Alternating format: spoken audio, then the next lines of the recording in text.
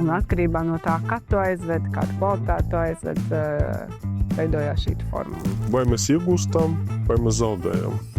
Mihail, šis ir ļoti izaicinošs jautājums priekš manīm, kā sēklas cilvēkam. Mēģinām neuzkāpt uz tām pašām kļūdām, ko mēs pieļaujam. Cik tur vajadzētu būt tam? Cik garam tam miera periodam viņam jāaiziet? To eksporta formātu, kas pēc būtības nav mainīgi.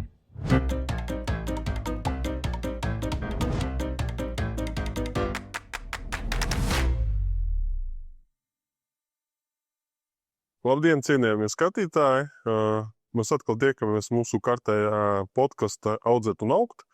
Un šodien mēs runāsim gan par seklu, gan par graudiem. Un uz šodienas sarunu es esmu paaicinājis mūsu lielisko speciālisti Daci. Daci, lūdzu, pastāsti, kas notiek Latvijā, kas jauns pa šo laiku no iepriekšējā podkasta līdz šodienai. Sveiks, Mihail! Prieks atkal būt šeit. Kas ir noticis no aprīļa? Mainījušies cilvēki no priecīgiem līdz bēdīgiem. Saules ir bijis maz, lietus ir bijis daudz, kas no sākuma zemniekus priecēja. Uz doto momentu tas apgrūtina gan ražas novākšanu, gan sejas darba uzsākšanu, bet kopumā manā skatījumā sezona ir bijusi laba, neskatoties uz to, ka ūdens ir bijis pa daudz, bet visi rit savu gaitu, esam atgriezušies pie normāliem sejas termiņiem un ražas novākšanas termiņiem, tā kā manā skatījumā viss iet uz priekšu tikai. Tu minēji par laikapstākļiem, par cilvēkiem no priecīgiem uz netik priecīgiem mēs vēl tiksim. Vakar arī sēdēju mašīnā, klausījos Latvijas Rādio 1, man liekas, tas bija kaut kur ap 7, un Toms Brits arī stāstīja par tām saulainām vasarīgajām dienām. Tad vasaras diena, tad skaitās, ka temperatūra ir dienas laikā paceļās virs 25 grādi. Ja? Un es tā paklausījos, sapratu, šogad līdz dotajam mirklim mums ir bijušas laikam rekordists, laikam bija Bauska ar 25 dienām, jā. Tad kolka, es sapratu, bija antirekords ar 6 tikai tādām siltajām dienām, jā. Ventspils laikam ar 8, un droši vien Vidzeme, Daugavpils arī ap 20 vai līdz tam. Un kas ir interesanti, iepriekšējo gadu uz šo brīdi bija ap 70 dienām saulainām. Tad tas varēja diezgan būtiski ietekmēt arī to ražas attīstību. Vai tu redzi arī par reģioniem, kā vispār mainījušies tie augi? Kāda ir vispār starpība starp reģioniem? Ko tu esi novērojis šogad? Praktiski starp reģioniem lielas atšķirības nav. Bet, protams, Vidzemes reģionā un Sēlijas reģionā, kad mēs iepērkam sēklas materiālu, sēkla ir nedaudz sīkāka. Kad nāk viņa no Zemgales vidienes, viņa ir nedaudz rupjāka, bet tas ir atkarīgs arī no saimniecībām. Tas nav tieši konkrēti šķirnes īpatnības vai kaut kā cita, bet tieši saimniecības ietveros. Un praktiski tā, ka šogad zemniekiem ir jārēķinās ar sīkāku sēklas materiālu, bet tas arī ir pluss zemniekam, kad viņš spēs apsēt lielāku hektāru daudzumu ar to pašu tonāžu. Pēc būtības tas iznākums uz hektāru no tās pašas seklas vienības, nevienības, bet pēc būtības masas sanāks lielāks pēc platības, jā. Bet runāt par tām saucamām dikšanas īpatnībām, nedaudz smalkāka sekla un tad rupjākā. Kāda ir tur starpība? Dikšanas enerģija, vai tas ir laukdīdzībai, vai mēs redzam kaut kādu baigu atšķirību šai ziņā? Praktiski nē, jo gan sīkāka sēkla, gan rupjāka sēkla dīkst, ja viņai ir dīdzības enerģija augšanas, viņa dīkst vienlīdz labi. Problēmas varētu būt ar sīkajiem graudiem un šķeltajiem graudiem, kuri, protams, bojā dīdzību sēklas materiālā, bet tā kā mēs šīs pozīcijas savā rūpnīcā atsijājam, tad praktiski zemnieks saņem kvalitatīvu sēklas materiālu ar labu dīdzību un nedaudz zemāku 1000 graudu masu, kā viņš varbūt vēlētos, bet tas tieši ir pluss, kā jau iepriekš minēju, pie tā, kad apsēsim vairāk ar vienādu tonāžu skaitu. Un cik, pēc tavas pieredzes vispār, šogad, vai, salīdzinot ar iepriekšējo gadu, tas acijas lielas, cik tad daudz aiziet acījās un cik tad paliek tajā kvalitatīvā sēklā, vispār procentuāli, ko tu esi novērojusi? Ir tā, ka praktiski šogad acījās aiziet 10-15 dažām saimniecībām par 20%, bet tas ir, kā es saku, mēs šogad mācamies, tas ir mūsu pirmais pieredzes gads. Vienīgais, ko varu pie iepriekšējiem gadiem pastāstīt, tas ir no Lietuvas pieredzes, bet tur ir bijis dažādi 10-5%, bet tas ir arī no šķirnes, arī no saimniecības atkarīgs. Un, tā kā es domāju, ka vairāk acījās mēs šogad to darām nedaudz uzmanīgāk, nedaudz kvalitatīvāk, lai tiešām mēs esam pārliecināti, ka zemnieks saņem labu sēklas materiālu. Un tas ir arī tas, kad mēs mācamies, mēs skatāmies un mēs gribam iedot to labāko no sevis, lai zemnieks saņem kvalitatīvu ražu nākotnē. Jā. Un varbūt var arī padalīties ar pieredzi. Ja mēs pagājušreiz podkastā arī nedaudz bijām aizkaruši to tematu par kvalitatīvo sēklu un kā tas iespaido gala iznākumu vai ražu. Ja? Un kādi uz dotu brīdi ir tādi novērojumi? Sāksim ar to vispār, cik tagad valstī mēs esam tagad augusta beigās. Ja? Šodien mēs filmējamies uz 20. datumu. Ja? Cik tagad ir aptuveni procentuāli novāktas tas platības un cik vēl stāv uz lauka? Un kādi ir riski?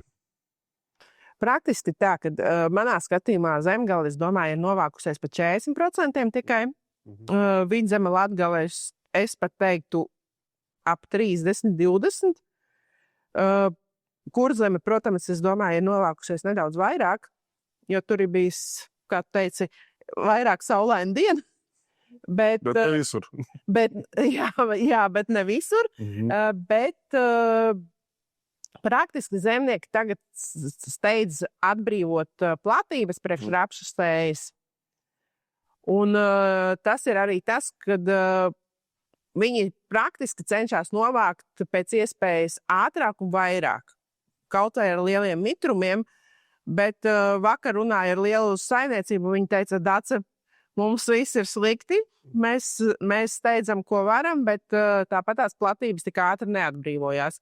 Jo kaltēm ir lielākas jaudas vajadzīgas, lai žāvētu, un līdz ar to viņi aizber savas kaltes, lai varētu pēc iespējas ātrāk novākties, bet tas tādā posmā, kur ir jākaltē un jāieber bunkurā, tas prasa lielāku jaudu. Un kādas kvalitātes? Kvalitātēm ir dažādu. Arī atkarīgs no šķirnes, vai ir bijusi veldrēšanās vai nē. Un, protams, šī gada izaicinājums ir dīgušie graudi, kas dažām kultūrām dīgst arī vārpās. Pārsvarā problēmas ir tajos laukus, kur ir sagulies veldrē, vēl diezgan agrā fāzē noteikti. Ja? Tas ir tie lauki, par kuriem mēs runājam. Praktiski jā, bet ne visām kultūrām. Pieņemsim, tritikāla dīgst arī vārpās, kur lauks pat nav veldrējies, jo viņai ir... Viņai pietiek ar rīta rasu, vai ne? Jā, ākotos sakrājās rīta rasa un, diemžēl, tas ir iznākums šī gada laikapstākļiem. Bet tas, kad būs dīgušie graudi, tas, es domāju, bija paredzams jau arī iepriekš pie šiem laikapstākļiem, un tas nav liels pārsteigums ne mums, ne arī zemniekiem, bet, kā es saku, atmiņa ir īsa, un mēs bieži vien aizmirstam, kas ir noticis pirms 5-6 gadiem, un lauksaimniecībā ir cikliskums, manā uzskatā, un tas ik pa laikam atkārtojās. Tad, pēc visu šī, ko tu tagad izstāstīji, vai ir risks, kad varētu veidoties seklas deficīts? Es tieši domāju, kvalitatīvas seklas deficīts valstī. Vai tomēr ir iespēja, ka tomēr būs ievākts nepieciešamais daudzums? Valstī es nerunāju tikai par Dotnuvu Sīts, bet par pārējiem arī uzņēmumiem. Kā vispār tā dinamika izskatās?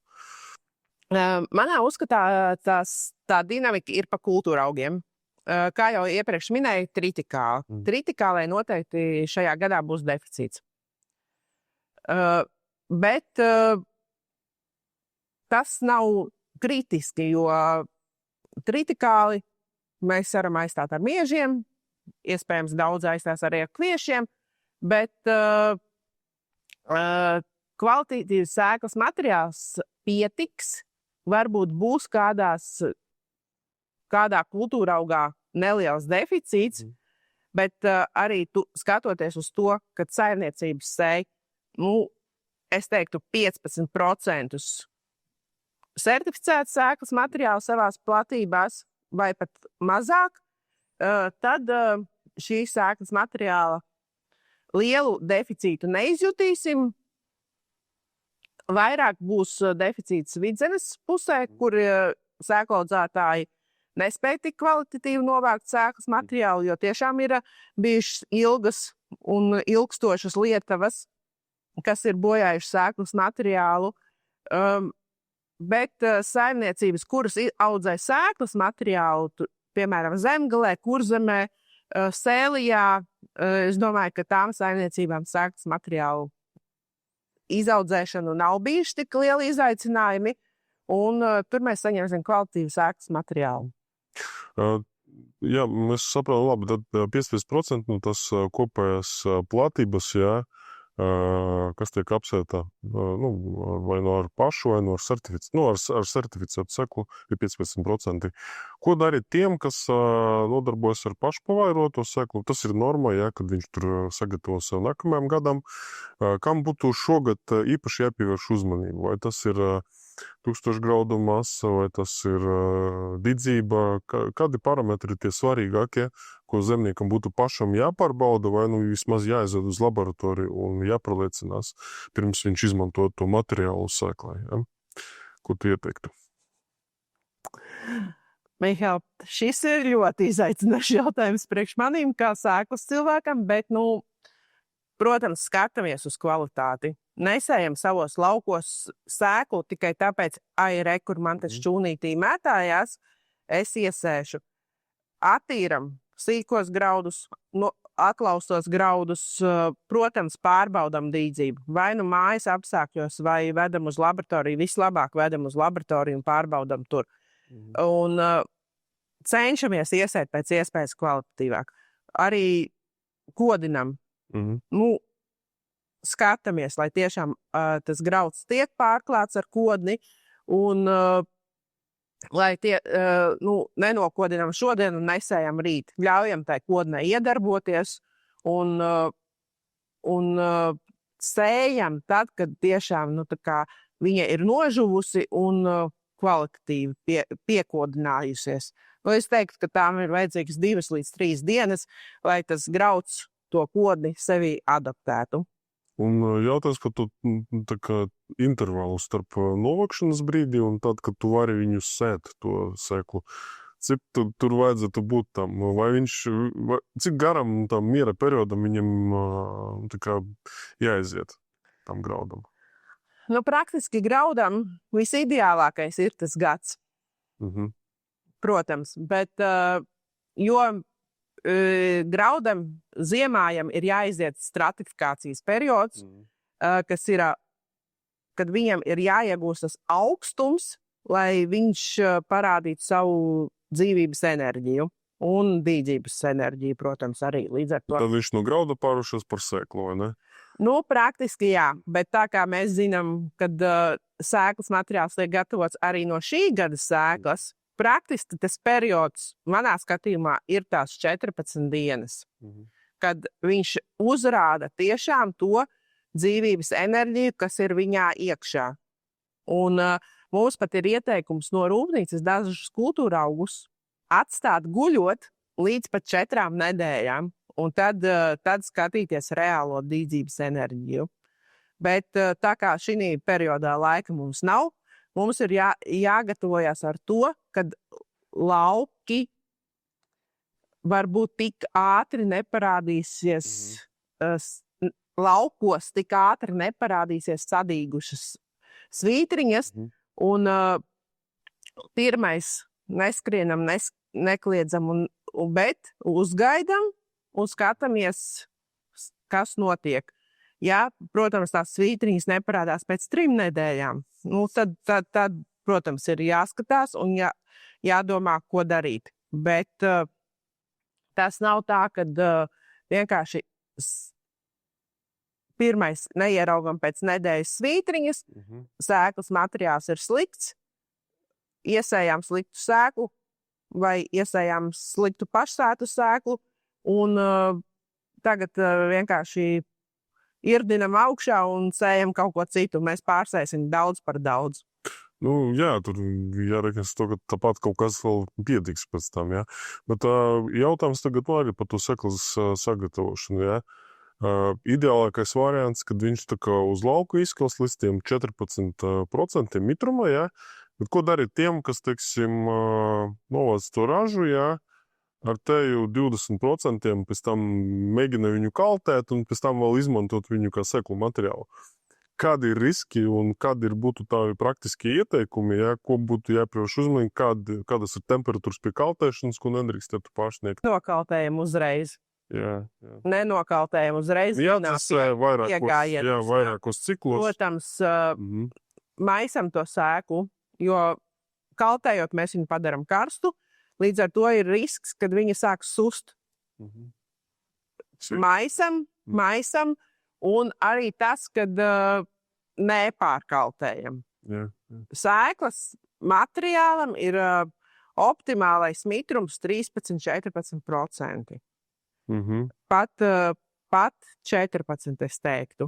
Tas būtu jau tāds tā kā ideālākais scenārijs. Tas ir tas ideālākais scenārijs. Un protams, skatāmies.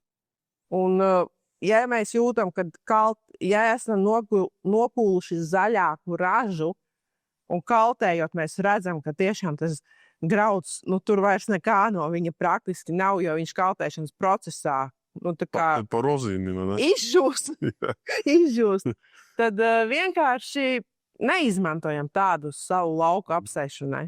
Tad viens tāds jautājums, tiksim, tūlīt būs aiz loga septembris, principā rudens, jā, un par šķirnēm, ja mēs parunājam, kas ir Linas Agro portfolio, pieņemsim tagad vēl joprojām kāds kaut ko sēj no rapšiem, kas būtu tāds piemērotākais vēlākajiem sēs termiņiem no rapšiem, ko vēl mēs varam dabūt laukā iekšā. Un tad, kas notiek kviešos un kviešu portfolio, kurus tur atrāk, kurus vēlāk varētu iesēt? Vari lūdzu pastāstīt? Protams, kad varu, bet skatāmies, protams, pēc situācijas uz lauka. Ja viņš ir ļoti, ļoti slapš, nebāžam iekšā tur tos rapsi, jo mums arī nepatīk staigāt ar slapjām kājām. Rapšiem izvēlamies rudenī ātraudzīgas šķirnes, kas rudens attīstība ir straujāka. Tādas agresīvākas. Tādas agresīvākas, jā. Un arī skatāmies, ja mēs sējam ļoti tuvu septembrim, mēs nevaram sagaidīt, ka tiešām tas rapsis attīstīsies un sasniegs tās 6 lapu stadiju. Bet tiešām konsultējamies ar menedžeriem, skatāmies no pieredzes iepriekšējos gados un izvēlamies ātraudzīgas šķirnes. Kas ir nemazums mūsu portfelī. Tiešām jautājumu menedžeriem, viņi tiešām zinās, jo viņiem ir aktuālākā informācija, jo šeit uzskaitīt diezgan garš saraksts sanāks. Ar kviešiem sākam sēju, protams, ar rudziem, tad turpinam ar miežiem. Hibrīdās šķirnes kviešiem un miežiem iesējam līdz, es teiktu, šogad 10. septembrim. Praktiski ir jāsēj 5. līdz 10. septembris. 10. septembris, ja ejam pāri, palielinam izsējas normu, lai tiešām hibrīdās šķirnes sacaro rudenī, un viņas attīsta savu saknu sistēmu pietiekami lielu, lai viņas labvēlīgi pārziemotu. Izsējas normas līnijas šķirnēm un hibrīdiem. Kādas tur tas variācijas, kāda atšķirība? Es domāju, ir... Augu skaita uz kvadrātmetru? Praktiski tā, hibrīdās šķirnes ir 150 līdz 200 augu uz kvadrātmetru. Vēlējās sējumos 250. Līnijas šķirnēm sākam ar kaut kādiem 350. Arī skatāmies pēc šķirnes. Agrāka, vēlāka, vidēja. Bet sākam ar 350. Vēlējos sēšanas termiņos 450, 500, tas jau ir tā kā obligāti. Un, protams, rēķinam līdz izsējas normu. Tā kā iepriekš jau minēju, sēklas materiāls ir smalks, izsējas normas šogad būs arī zemāks. Nesējam 250 kg uz hektāra. Optimāli šogad rēķinot, pareiķināju miežas un rudzus uz doto momentu. Rudzu izsējas norma šogad ir ap 170 kg uz hektāra. Miežiem ap 180. Bet arī rēķinam, skatāmies 1000 graudu masu, dīdzību, vēlamos augus uz kvadrātmetru. Man nav jāmāca jūs, visi gudri. Bet, ja tiešām rodās jautājumi, cik man vajadzētu, jautājam, nebaidamies, palīdzēsim, sareiķināsim, izstāstīsim. Un, protams, skatāmies pēc iespējas optimālākos termiņos, cenšamies apsēties. Jo, kā tu jau minēji, klausies Brīci, noteikti viņš arī pastāstīja, ka naktis turpmākās būs vēsas. Un naktīs temperatūra pazemināsies ap 4 grādiem. Un mēs neviens nezinām, vai būs tiešām garš rudens, īs rudens. Skatoties pēc šiem laikapstākļiem, gribētos teikt, ka viņš būs īs, bet mēs nekad to nevaram prognozēt ātrāk kā 2 nedēļas laikapstākļus, un arī pat tājās prognozēs mēs redzam pārmaiņas. Arī diezgan svarīgi ir jau tas periods no sadikšanas brīžā jau cerušanas fāzē, kad viņš ienāk, un ja tas temperatūras tur nav, tad arī tie stīvri neveidojas ceri, tie saucamie, un līdz ar to, principā ar tām izsējas normām, protams, tas ir jebkurā gadījumā risks, un šogad, ir jārēķinās ar to, kad iespējams, ja saka, lai ienāks smalkāk, tad būs, nedaudz jāpārskaitļo, droši vien nebūs tie 51 grams un ne pat 48 vai 45 grami, kviešiem. Tu kaut kādiem 40 gramiem varētu būt vidēji valstīm. Vidēji valstī, bet ne visām šķirnēm. Es domāju, ka rēķinamies uz to, ka šogad 1000 graudu masa varētu būt 35 līdz 40 gramu. Un līdz ar to arī kviešu izsējas normas būs ap 200-210 kg uz hektāra. Bet runājot par to iemeslu, kas varētu būt par iemeslu tam, ka tā 1000 graudu vai tā pati tilpumasa arī ir samazināta šogad? Jo diezgan daudz, kur dzird, ir atsevišķi saimnieki, kuriem problēmas nav, bet ir atsevišķi, kuriem ir diezgan daudz. Un, es tikai no savas pieredzes redzu, ka citiem tas iemesls ir saistībā ar stiebra pamatnes slimību, ka šogad bija ļoti daudz, Kas vēl ir varbūt, ko tu esi novērojusi? Kas varētu būt par iemeslu temperatūras? Droši vien arī. Es domāju, ka visvairāk ir tas, kad mēs nepaspējām uzlikt daudz arī barības vielas, tiem pašiem kviešiem, miežiem, mikroelementus, kas arī veicinātu graudu lielāku tilpumu masu.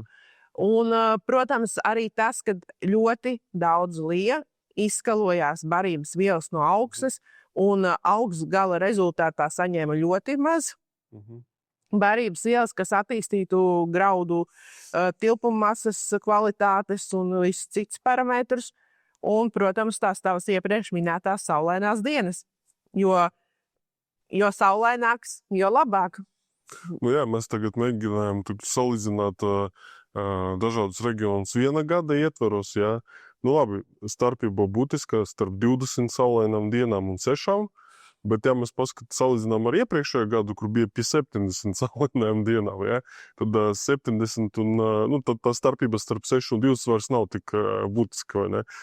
Šis gads ir tiešām diezgan ārkārtējs, es teiktu, jā, un tad to arī redzi, kad iespējams, kad dēļ tās kavēšanas, kas notiek ar to ražas vākšanu, lauku sagatavošanu, varētu būt arī diezgan liels iespējas uz turpmāko saucamo ražas gadu, vai ne? Mēs varam sagaidīt, ka droši vien ziemā nebūs apsēta pietiekoši daudzumā. Kāds ir risks, jā? Risks, protams, pastāv, bet, nu, kā jau iepriekš arī minēju, mēs nevaram prognozēt rudens garumu. Raugoties uz doto momentu, domāju, ka sējas darbi kavēsies, un viņi ievilksies dziļā septembrī vai pat oktobra sākumā. Bet, protams, skatīsimies arī pēc laikapstākļiem, ko mums ļaus. Protams, es domāju, ka plānotās platības zemnieki paspēs apsēt, bet nebūs kā pagājušo gadu, kad mēs varēsim apsēt vairāk nekā mēs gribētu. Un paliks arī platības vasarājiem. Bet arī skatoties uz sēklas materiālu, kas nāk iekšā, un kāds viņš bija uz lauka, vasarājiem gan es paredzu sēklas deficītu atsevišķām sugām, kā piemēram pakšaugiem, it sevišķi zirņiem, jo daudzās vietās zirņi izslīka, viņi veldrējās un dīga. Tā kā esam gatavi uz to, ka zirņu sējas materiāls varētu trūkt. Ja plānojam zirņu sēju, rezervējam laicīgi pie saviem sadarbības partneriem. Un jāskatās, protams, kas būs ar citiem kultūra augiem, kā pieņemsim mieži. Tur arī, zinām, arī ir rakoti. Nesam saņēmuši indikācijas, kad vasaras mieži ir bijuši dīguši vārpās, bet skatīsimies kvalitātes tuvāk novembrī, decembrī, zināsim savus sēklas kvalitātes. Jā. Ja zemniekiem interesē, protams, viņi jautājiet menedžeriem, viņi arī jums varēs pastāstīt par vasarāju kvalitātēm, un ja vēlamies kvalitīvu sēklas materiālu, rezervējam laicīgi. Runāt par seku materiāla pieejamību, tad, ja ir interese, viņi jau var mēģināt iegādāties jau no rudens. Ja? Pēc būtības kaut kāds oktobris, novembris ir tas laiks, kad viņi jau būs sagatavot un pieejama, vai ne? Sagatavot iespējams, ka vēl ne, bet pieejami jā. Mēs zināsim apmēram savus apjomus, kas mums būs pieejami, un jo laicīgāk jūs rezervēsiet, jo varat būt pārliecinātāki, kad tiešām jūsu sēklas materiāls būs. Arī, ja kas kaut kādu laiciņu viņi var arī uzglabāties, turpat dot no mums noliktavas, vai ne? Līdz pavasarim. Praktiski mēs viņu negatavosim novembrī. Noteikti miežus mēs negatavosim novembrī. Mēs viņus gatavosim tuvāk jau sējas laikam. Un, protams, kādu laiciņu mēs visu sēklas materiālu. Bet materiāls var glabāties optimālais apstākļos bez riska, kad tieši tā. Peles aizstieps. Peles neko neaizstieps. Mēs ar to ļoti cīnāmies. Un, jā, protams, mēs arī nākam pretī, uzglabājam un gaidam to savu sēklu, gaidīs to savu zemnieku, kurš viņu jau būs iepriekš pasūtījis. Pirms atnāk nākamais podkasta dalībnieks, dzirdēju tevi ir akcija. Tūlīt sāksies, varbūt viņu vari pastāstīt nedaudz. Varu nedaudz ieskicēt no šodienas, 20. 20. augusts, jā.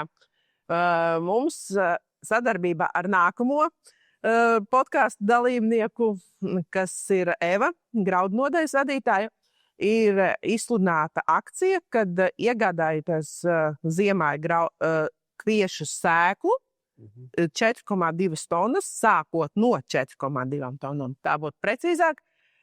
Jūs iegūstat labāku formulu, pārdodot graudus.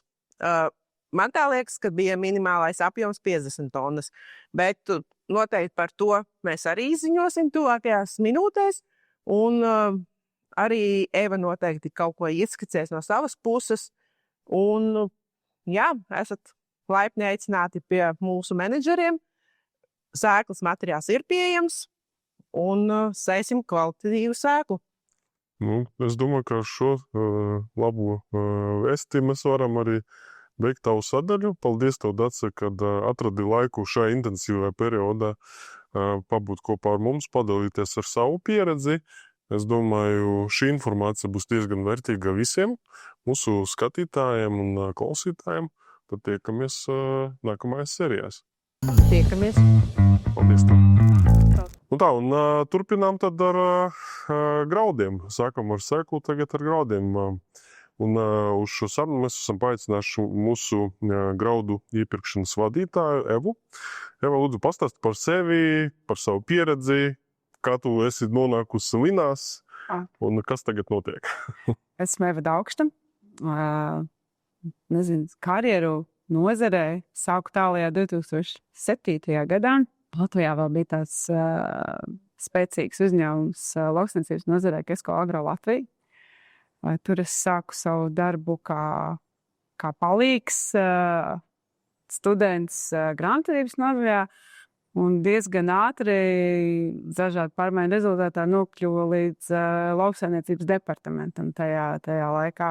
Nebija tālu jau 2010. gads, kad tika izveidots uzņēmums Alagrotrade, un tajā mana loma un pienākumi un amati mainījās, un veidojās, auga līdz ar uzņēmumu, līdz ar prasmēm, līdz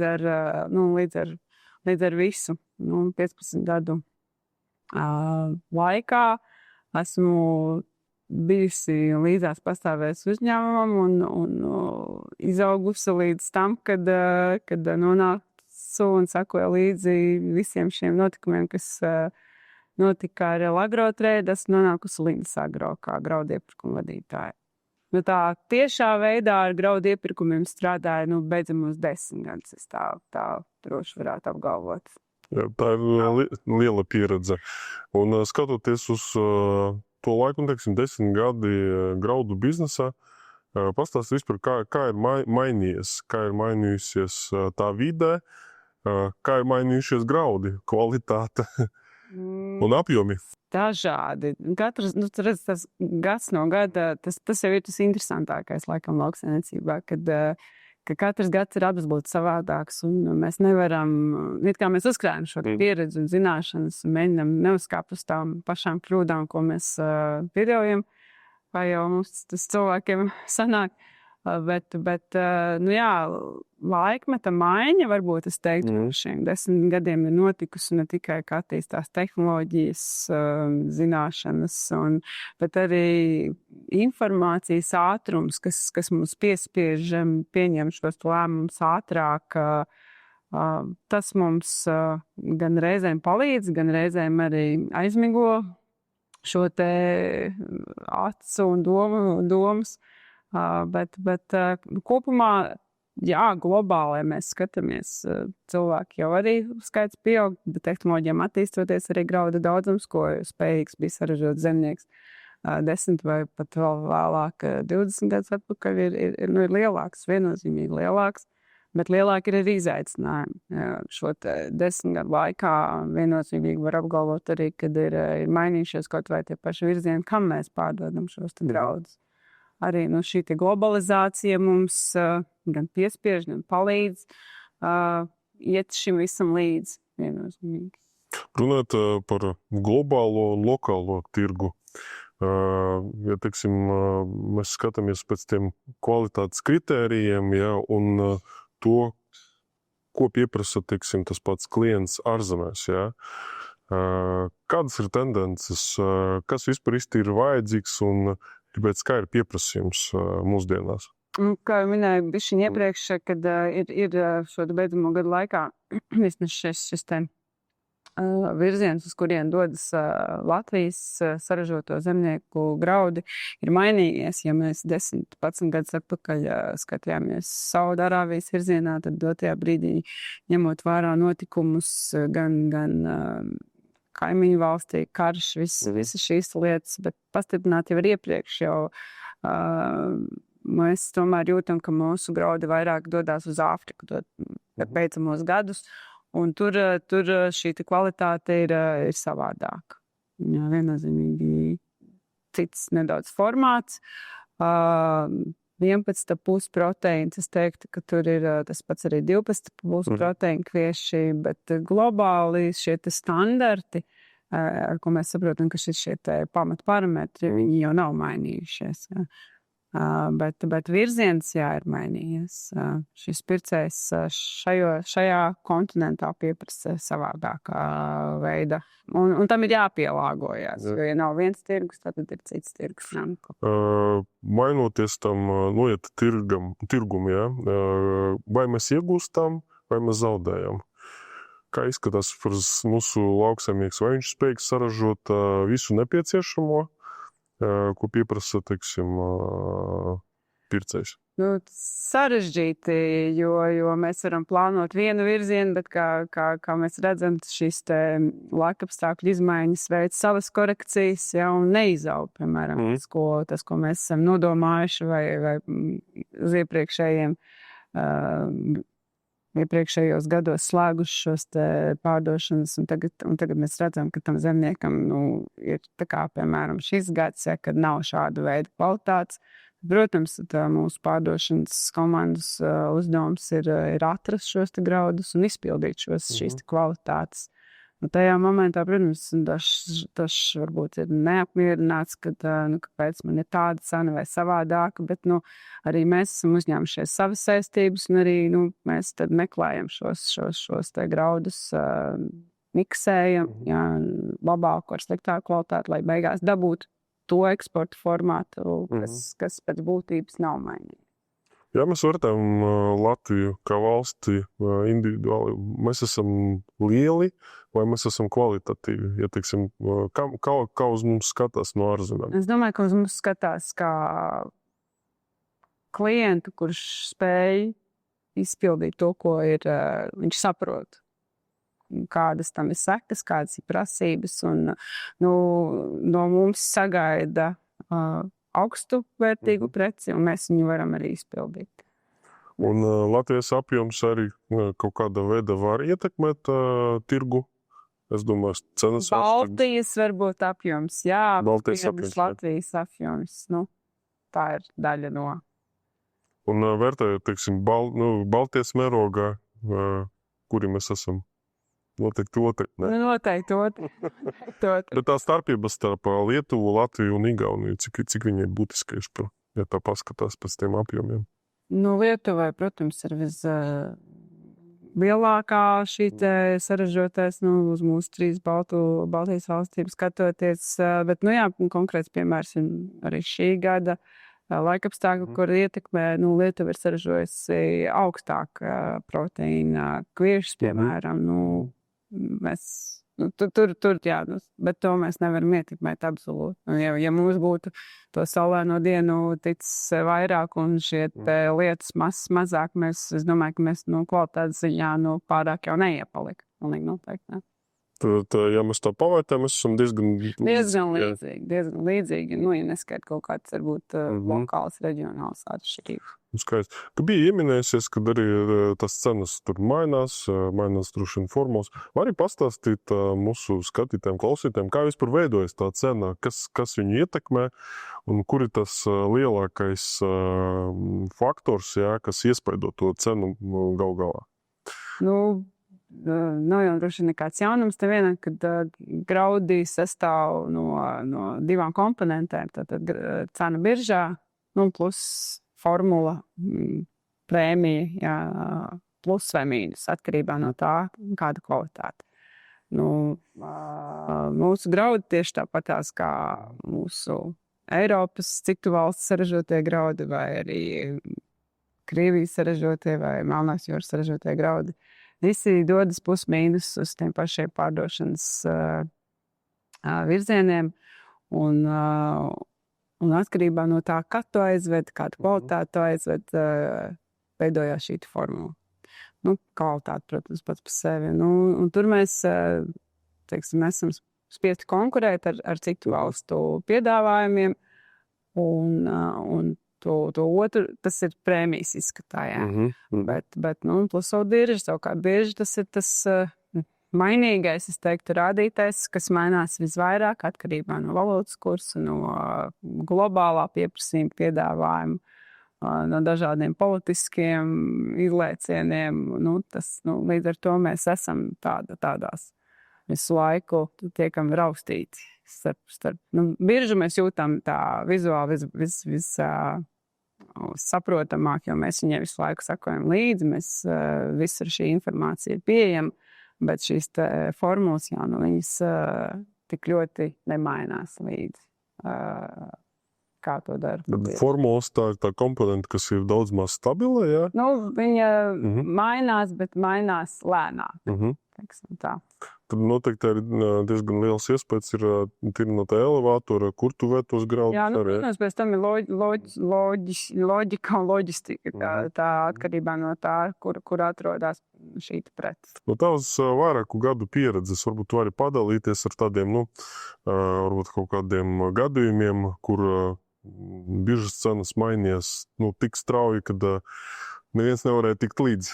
Spilgtāk atmiņā mums droši vien ir vēl, tas nāk 5 gadus atpakaļ, 2020. gads, kad kas raža, pirms kuras bija šis Krievijas-Ukrainas kara sākums, tad tas bija tas gads, kad netipiski visām pārējām sezonām mēs redzējām šo vairāk kārtēju cenu pieaugumu, kurš pēc sekoja vēl sezonai jau iesākoties un turpinoties. Jā. Pēc tam, protams, cik notikuma rezultātā tā cenas bieži nokrita, bet parasti augusts, jūlijs, tas ir tas saucamais ražas spiediens, ka visi ir pārdot, un tad tās cenas, ja vien globāli nekas nemainās, tad viņām ir tendence pakrasties.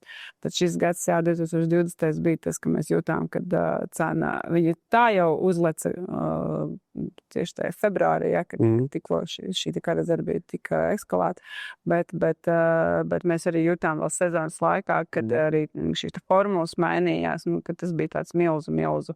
Ne tā kā normāli tam vajadzētu notikties, bet tas, ko mēs tagad redzam, kad teiksim tā, vispēc tā scenārija arī šai sezonā, kad no augusta turpinās šī cenu lejupslīde, un patreiz mēs tā kā neredzam, kad būs tā apakš sasniegt. Tad vēl kaut kādas būtiskas prognozes nav, vai precīzākas? Nē, man patreiz negribētos iezīmēt nekādus, tas būtu tikai spekulācijas, vai ne? Spekulācijas, un varbūt mans personīgais, ka daudz ziņā, pēc tās informācijas, kas mums ir pieejama, vēl tas augusts pagaidām, viennozīmīgi arī visticamā daļa septembra mēs dzīvosim šajā cenu līmenī, kas ir patreiz, jā. Kā vispār šogad ir ar graudu kvalitāti? Jo tagad jau kulšana, es domāju, mēs esam tuvu vidum. Pusēm mēs esam. Jā. Un kā tur vispār izskatās? Vai zemnieks ir apmierināts, vai elevātori ir pilni? Kā tur izskatās? Jā, ļoti miksēti, jo dažādi kvalitāte ļoti dažādi. Ļoti dažādi. Ir zemnieki, kuriem ir ar visu šo laikapstākļu fonu, kas mums ir nācis pāri, ir izdevies ļoti laba raža, visi kārtībā, gan ražas daudzums ir apmierinoši vai pat pārsniedz ekspektācijas, gan arī kvalitātes kārtībā. Bet ir kad gan tilpumas problēmas, gan, jau mēs redzam arī krišanas skaidrs sāk parādīties problēmas. Mēs skaidri redzam, ka šīs 3 nedēļas, kas ir mēs kavējam ražas nokļūšanu no šī normālā laika, tad viennozīmīgi mēs nevaram priecāties par patreizējiem rezultātiem. Es domāju, daudz zemnieki vēl tā teikt, cīnās ar nokļūšanu, jo, dažs labs var būt tikai, pat ticis līdz šeit pusē, daži vēl netik. Tā kā, jā, visticamāk, mēs redzēsim vēl šīs zemās kvalitātes graudus vēl diezgan daudz, diemžēl. Tirgu kādreiz izskan tāda spekulācijas, ka šogad varētu pietrūkt kvalitatīvi graudi, jā, kas ar labām maizes cepam īpašībām un tā tālāk. Kā tu vari šo nokomentēt, kā tev vispār paši izskatās? Es domāju, ka, ja jautājums ir lokāli, tad nozīmē mums pietiks. Mēs redzam, ka saimniecības, tīpaši jau lielās saimniecības, ir tie graudi labā kvalitātē un pietiks. Un kādā ziņā priekš tā apjoma, kas nepieciešams vietējiem meistariem, kā tu minēji, vajadzētu pietikt un vēl pārpalikt. Bet par lobarības ir riski, kad būs arī pārprodukcija, vai nav vēl tāda riska? Patreiz mēs jūtam, ka pieprasījums var pārdot arī šādu produktu eksportā. Līdz ar to vajadzētu būt labi. Vietējiem nevajadzētu būt bažīgiem par to, kad kādam nepietiks. Tad elevātori strādās un nav riska, kad zemnieks vedot tos graudus, tiks aizgriezts atpakaļ. Ja vienīgais tur ir kaut kas, tiešām... Ekstremāli slikta kvalitāte, kuru mēs nevaram nekādā veidā nesabojājot jau pieņemto produkciju, tad jā, bet kopumā jā, mums ir elevātori, kuri pildās un mēs vedam laukā, bet savukārt ir reģioni kā Vidzem Latgale, tur mēs šos elevātors līdz pusē vēl knapi, pat neesam piepildījuši. Skaidrs, bet tad, kā lai saka, esam ražas vidū, protams, ceļu skaita rudenī, līdz tam brīdim vēl ir laiks. Kad tu paredzi, kad varētu ienākt tie pēdējie graudi šogad? Ja mēs esam 3 nedēļas vēlāk ar startu, jā, tad tas...